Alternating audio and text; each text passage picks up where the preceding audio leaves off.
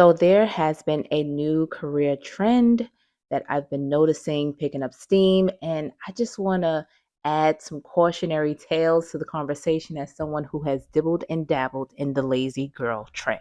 Basically, in essence, the lazy girl trend started off on TikTok. There was a career coach, I think, who basically advised women who are just burnt out and don't really want to do the whole rat race thing, but still want to earn a living, to consider the lazy girl job. Now, the lazy girl job is one that kind of plays to the background where you aren't center stage and you can just go about your workday without being bothered by anyone.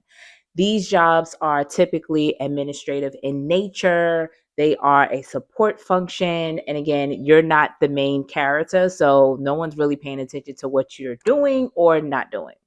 Now, the purpose of this is to support those who have suffered from poor mental health from working in toxic environments, people that have poor work life balance. This basically just kinds of tips the scales in the direction of relaxation and just chilling out at work, getting the job done, and going home. It's also for those who have experienced mandatory overtime, having to work weekends, just all of the stuff that you didn't sign up for, but somehow it becomes a part of your job. So in reality, it's lessening the load of what is required of you to earn a living. You earn a base pay, and when you sign up for a job, you agree to the terms of what's in that job description, but sometimes it definitely turns into something else. Another example could be if your company is short staffed and you are now having to pick up the slack for other teams, or maybe you have a team member who's out, or whatever the case may be. You're always finding yourself picking up more work, more responsibility, and no one is talking about more pay. I'm all for the lazy girl job. I feel like people should do whatever job they want to do. Like, I'm pro do whatever you want. But I do want to caution against it in some ways. So, one, if you're a natural born leader and you are ambitious and driven, the lazy girl job isn't going to work for you. It's just not.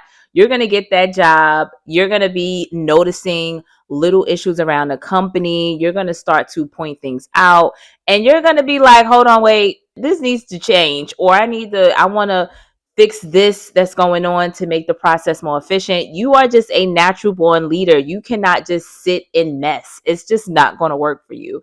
And it's actually going to be even more detrimental to your health, because obviously the company has leaders employed that are there to fix those issues. And if they aren't, it's because they really don't care. So do you want to work for a company that is okay with people really just not doing their jobs?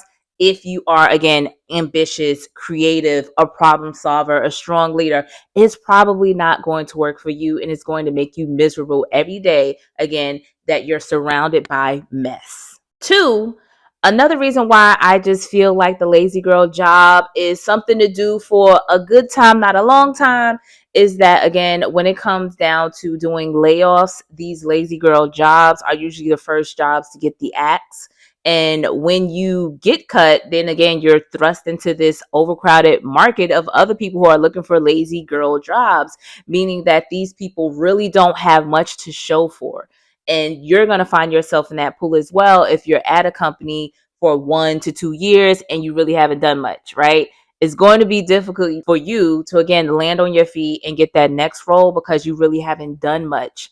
So, again, I think for job security's sake, and if you want to work somewhere where you're earning a living for more than 6 months, because again, they're cycling these jobs over and over, do layoffs, hire, do layoffs. It's just really just not a significant piece of the puzzle for the company.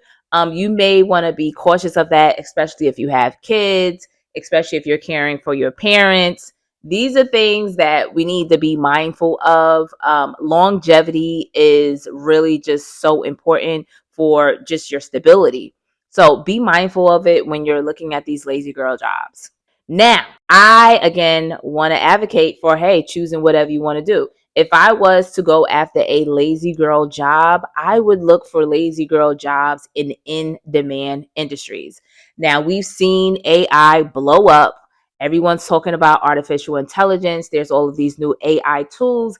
Can you get a lazy girl job in this new industry that is building every day? You know, we have not reached the apex of what this whole AI world is. And I'm pretty sure there are tons of lazy girl jobs within that.